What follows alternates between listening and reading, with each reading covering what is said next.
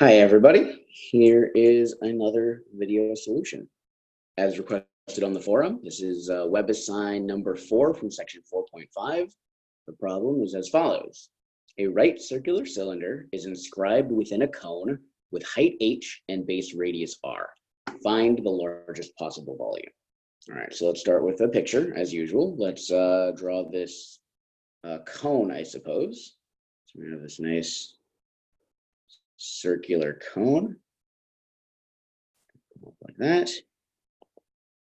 Base. Okay, and then within that cone, we're going to inscribe a cylinder, a right circular cylinder, which is just probably what you think of when you hear cylinder. And that's going to come down here like that, and that's going to give you some circular face in the base, which is a concentric circle for the base of the cone. And then it'll come up and intersect sort of the cone right there in that circle like that. All right, so we want to find the largest possible volume. Let's just think through what that should mean. Well, there are several different ways you could draw this. You can imagine that the radius gets really, really close to the big radius there, but then it'll only come up and be a pretty short cylinder, so it won't probably have that much volume. Or we could imagine starting with a very, very, very, very thin cylinder, in which case we come all the way up to the top, but it's pretty tiny in radius, so it probably doesn't have very good volume. So in order to maximize the volume, we maybe want to somehow find a balance between the height and the radius.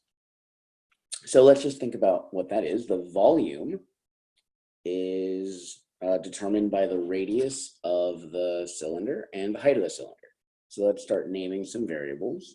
Well, we're told in the problem the quantities related to the cone itself. The cone, we're told, has height h and base radius r. The radius of that base circle right there is r. Right. So we need to name the same kinds of quantities for the cylinder. So, well, we've already used h and r. Those are given to us by the problem. So let's name the height of the cylinder. Maybe we'll call that y for vertical distance. And then we'll talk about the base radius of the cylinder. Maybe we'll call that x, because it looks like it's moving in the horizontal direction. Then the volume of the cylinder is, well, it's the area of one of the sides of the circle. So that's pi times x squared, and then times the height of the cylinder, pi x squared times y. The problem, of course, is that that has two different variables, but there should be some sort of a trade-off, because as we said, if we had a very, very large radius, then in order to fit inside the cone, the height would have to be small. And if we had a very, very small radius, then in order to fit in the cone, the height will be much larger. So we need to find some sort of a relationship between these two variables, x and y, that will allow us to eliminate one of them and write the volume as a function of just a single variable. Well, whenever we see cones, we might remember that you can look at this whole thing in cross-section, and in cross-section, it's just a triangle. So when we look at the cross-section of this cylinder, it's just going to look like a rectangle. Hopefully that's clear to everybody. So this rectangle will have height y, and I guess it's not the full width, it's just half of the width that corresponds to the radius of the circle. And then, of course, the height of the entire triangle, well, that's the height of the cone, so that should be h. And then the distance from the center here out to that corner, that should be our base radius r when we look at it in cross-section. All right, so that's maybe helpful, because now maybe we notice that there are similar triangles that we could talk about. In fact, if I were just to split this picture down the middle like so, then that purple triangle right there is similar, one hopefully sees, to that tinier purple triangle right there. All right, so the big purple triangle has one side length r and one side length h. That's pretty nice. Those are constants given to us by the problem. The smaller purple triangle has one side length x. That's good. That's one of the variables that we care about. And the other side length, well, it's not y, but it's certainly related to y. It's just the difference between h and y. So this height right here, that is h minus y. So if we were to write down the relationship of these similar triangles, we might see something like x over r, that is this side length x in proportion to this corresponding side length r, is equal to, well, I guess it'll be the height of the smaller triangle, that's our h minus y, over the height of the larger triangle, which is just h. And now this is pretty easy to solve for x. We'll call it r over h times h minus y. Great, so that gives us now a way of writing down x in terms of y. So in our volume equation, whenever we see an x, we can replace it with a y instead. And that means that we can write the volume as a single variable, a function of a single variable, y. So let's focus now on the smaller calculation. Let's make this all clearer. We'll say that the volume as a function of y is equal to pi times, well, x squared, but x is r over h times the quantity h minus y, and we'll square all of that. And then we multiply one more time by y. All right, that's the x squared and then the y. And so let's just clean that up a little bit for the sake of our algebra and derivatives. Well, the r over h squared, that's really just going to be a constant. So let's pull that out to the front. We'll call that pi r squared over h. Then we'll have this quantity h minus y squared, and then another y. Well, we know that in order to maximize this volume, we're going to want to take derivatives.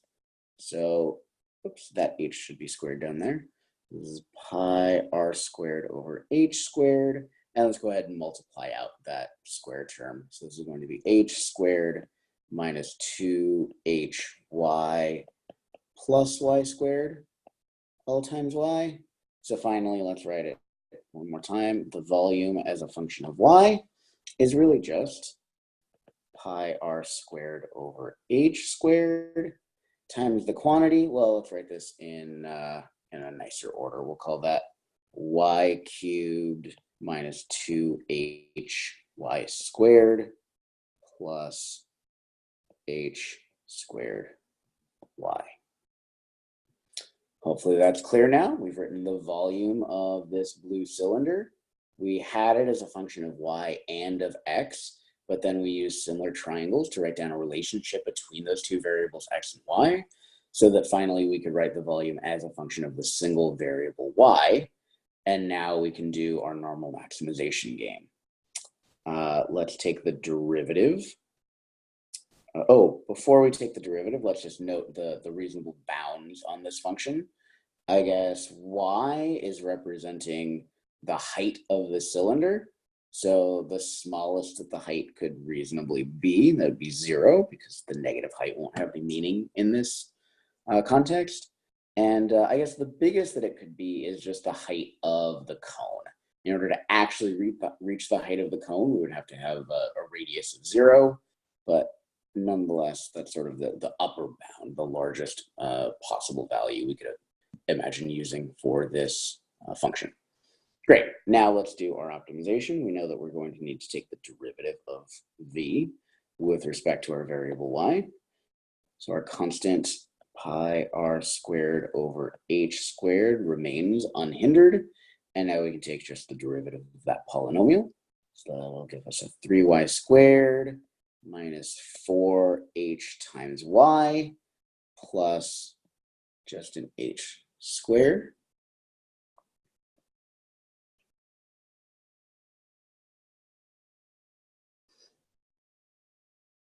And now what we want to do is ask our two questions. When does the derivative not exist? Well, this derivative is a polynomial, so v prime of y always exists. We get no critical values coming from a place where the derivative doesn't exist.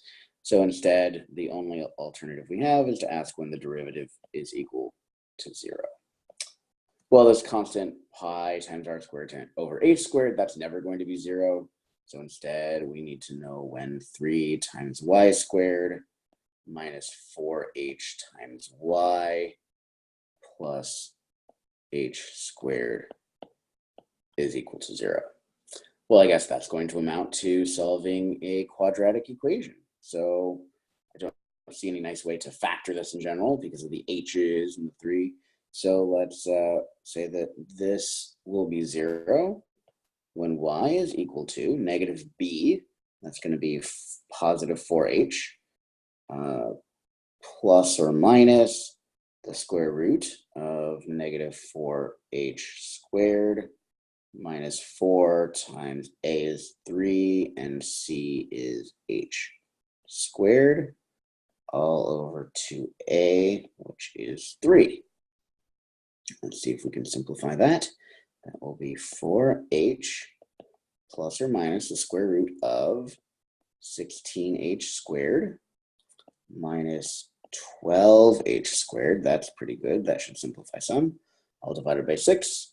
So we will see that y is equal to 4h plus or minus 16 minus 12. That should be 4. So the square root of 4h squared, that's just going to be 2h all over 6. So in other words, y is either going to be 6h divided by 6, which is h, or y is going to be 4h minus 2h over 6. That'll be 2h divided by 6. That will be h over 3. Great, so our two critical numbers, well, one of them we sort of cared about already because it was going to be one of the endpoints of our interval, and now we have one more critical number. So let's evaluate v at the endpoints, v of 0, v of h, and v of our critical number, h over 3. Well, just through reason, if our height y is equal to 0, then we expect that the cylinder will have volume 0. So we expect that v of 0 is 0. And of course, if we look at our formula here for v, then yeah, if y is equal to 0, then you get 0 here and 0 here and 0 here. And so v of 0 is 0. Similarly now, if y is equal to h, let's see what happens. Well, maybe it's easier to see in this expression up here without having multiplied it out. When y is equal to h, then we get an h minus h is 0. And so we also get a volume of 0, which again should make sense because in order to fit a cylinder of height h inside that cone, the radius would have to be 0. So we'd have an infinitely thin cylinder with 0 volume. So we really expect then that the global maximum of this function will be at our critical point when y is equal to h over 3. So let's see exactly what that volume is when we plug in h over 3. And let's use this factored form of the expression. So this is going to be pi r squared over h squared times h minus, and we'll plug in y. That'll be our h over 3, and then we'll square that quantity, and then we will multiply again by y, which is our h over 3. So this should give us pi r squared over h squared. H minus a third of h is going to be 2/3 of an h. We'll square that and then multiply by another h over 3. So what is this? This is pi r squared over h squared times 4 over 9 times h squared times an h over a 3. That's nice now that I can cancel the h squared with the h squared. And finally, we should find that the volume at our critical number h over 3 is equal to 4 pi r squared h all over 27. So here, let's write down our conclusion. The greatest volume possible is 4 pi r squared h all over 27 when y is equal to h over 3. And if we wanted to, we could use that expression right there also to figure out the appropriate x, the appropriate radius of the cylinder when y is equal to h over 3. All right, hopefully that is helpful and interesting for you guys, and I will see you later.